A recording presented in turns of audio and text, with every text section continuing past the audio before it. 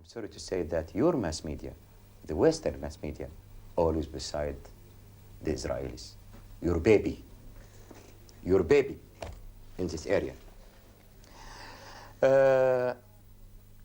And you are forgetting completely this organized terrorism, even in the United Nations Security Council.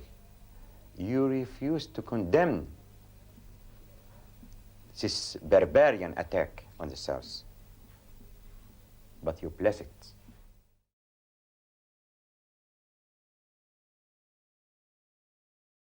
Arafat was born in Cairo, Egypt. His father, Abdul Rauf al-Qudwa al-Husseini, was a Palestinian from Gaza City, whose mother, Yasser's paternal grandmother, was Egyptian. Arafat's father battled in the Egyptian courts for 25 years to claim family land in Egypt as part of his inheritance but was unsuccessful. He worked as a textile merchant in Cairo's religiously mixed Sakakini district. Arafat was the second youngest of 7 children and was, along with his younger brother Fathi, the only offspring born in Cairo. Jerusalem was the family home of his mother, Zawa Bolsad, who died from a kidney ailment in 1933, when Arafat was 4 years of age. Arafat's first visit to Jerusalem came when his father, unable to raise 7 children alone, sent Yasser and his brother Fathi to their mother's family in the Maghribi quarter of the Old City.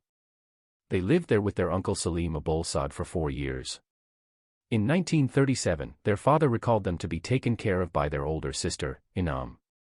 Arafat had a deteriorating relationship with his father. When he died in 1952, Arafat did not attend the funeral, nor did he visit his father's grave upon his return to Gaza.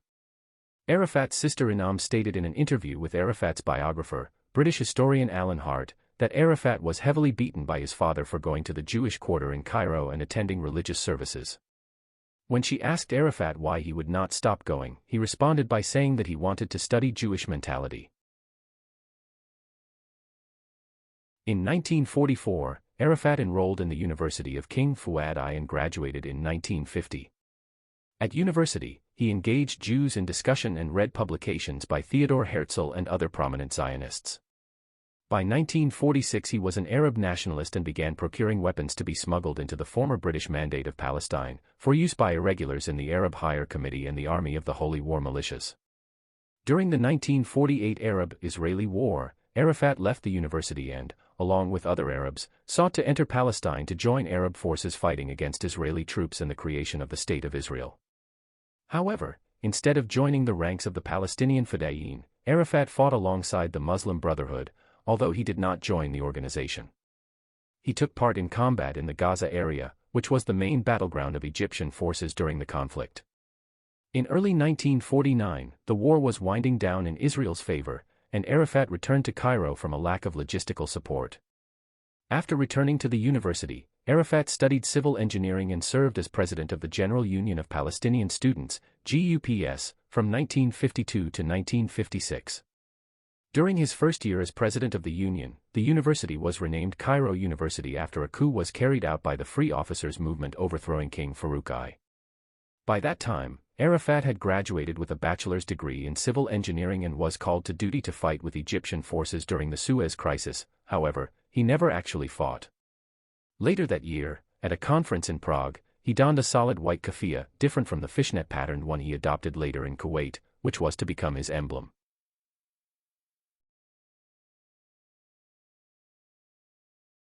This was the chaotic state of affairs in Port Said Harbour when Allied forces entered on the scene. On Nasser's orders, a number of ships, dredgers and other vessels had been sunk near the canal entrance, something of course that could be done at any time while he had unrestricted control. British technicians began clearing the obstruction soon after these pictures were taken. Tanks had been ashore for some hours and were engaged in dealing with pockets of resistance. British armour effectively dealt with opposition from Egyptian forces who had been ordered to continue fighting. Sniping was still going on, and the tanks, though firmly established in Port Said, were very much on the alert. Inevitably, since the fighting was a street-to-street affair, a certain amount of damage was done.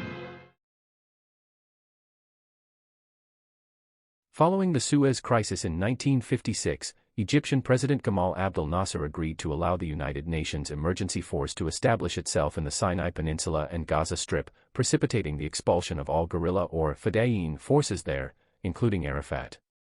Arafat originally attempted to obtain a visa to Canada and later Saudi Arabia, but was unsuccessful in both attempts.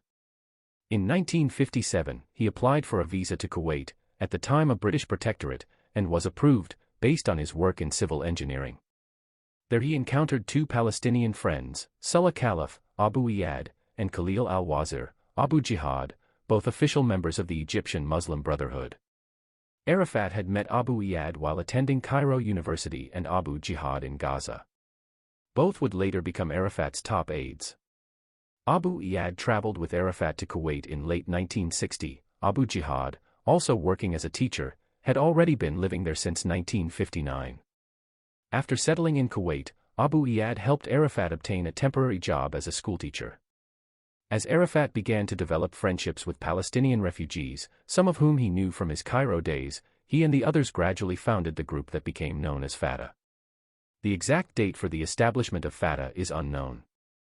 In 1959, the group's existence was attested to in the pages of a Palestinian nationalist magazine, Filistuna Nida al-Hayat, Our Palestine, The Call of Life, which was written and edited by Abu Jihad. Fatah is a reverse acronym of the Arabic name Harakat al-Tahrir al-Watani al-Filistini, which translates into the Palestinian National Liberation Movement. Fatah is also a word that was used in early Islamic times to refer to conquest. Fatah dedicated itself to the liberation of Palestine by an armed struggle carried out by Palestinians themselves.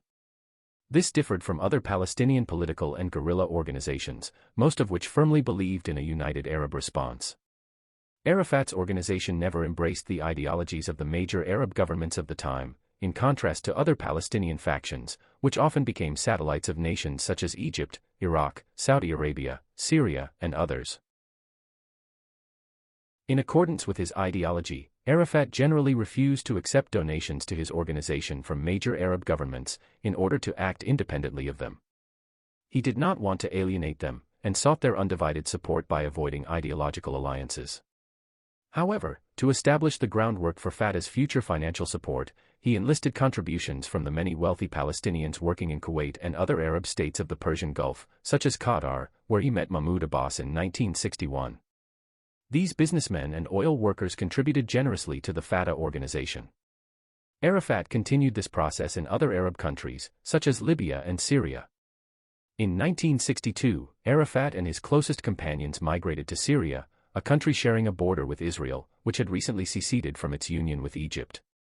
Fatah had approximately 300 members by this time, but none were fighters.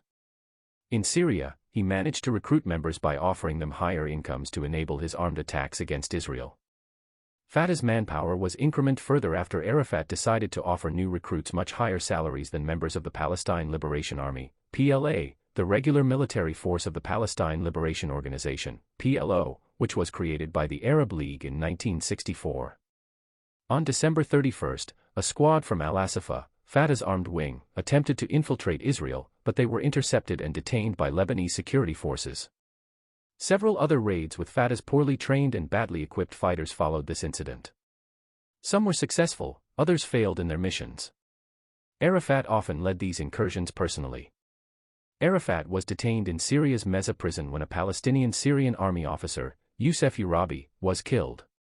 Urabi had been chairing a meeting to ease tensions between Arafat and Palestinian Liberation Front leader Ahmed Jibril, but neither Arafat nor Jibril attended, delegating representatives to attend on their behalf. Urabi was killed during or after the meeting in disputed circumstances. On the orders of Defense Minister Hafez al-Assad, a close friend of Urabi, Arafat was subsequently arrested, found guilty by a three-man jury and sentenced to death. However, he and his colleagues were pardoned by President Sulla Jadid shortly after the verdict. The incident brought Assad and Arafat to unpleasant terms, which would surface later when Assad became president of Syria.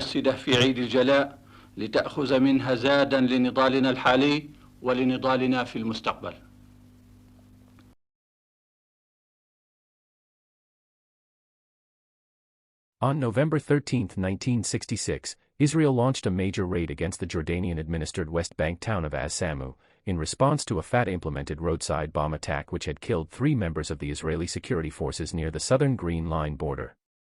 In the resulting skirmish, scores of Jordanian security forces were killed and 125 homes razed. This raid was one of several factors that led to the 1967 Six-Day War. The Six-Day War began when Israel launched airstrikes against Egypt's Air Force on June 5, 1967. The war ended in an Arab defeat and Israel's occupation of several Arab territories, including the West Bank and Gaza Strip. Although Nasser and his Arab allies had been defeated, Arafat and Fatah could claim a victory, in that the majority of Palestinians, who had up to that time tended to align and sympathize with individual Arab governments, now began to agree that a Palestinian solution to their dilemma was indispensable. Many primarily Palestinian political parties, including George Habasha's Arab nationalist movement, Haj Amin al-Husseini's Arab Higher Committee, the Islamic Liberation Front and several Syrian-backed groups, virtually crumbled after their sponsor government's defeat. Barely a week after the defeat, Arafat crossed the Jordan River in disguise and entered the West Bank, where he set up recruitment centers in Hebron, the Jerusalem area and Nablus, and began attracting both fighters and financiers for his cause. At the same time, Nasser contacted Arafat through the former's advisor Mohammed Heikel, and Arafat was declared by Nasser to be the leader of the Palestinians. In December 1967, Ahmad Shakiri resigned his post as PLO chairman. Yahya Hamouda took his place and invited Arafat to join the organization. Fatah was allocated 33 of 105 seats of the PLO Executive Committee, while 57 seats were left for several other guerrilla factions.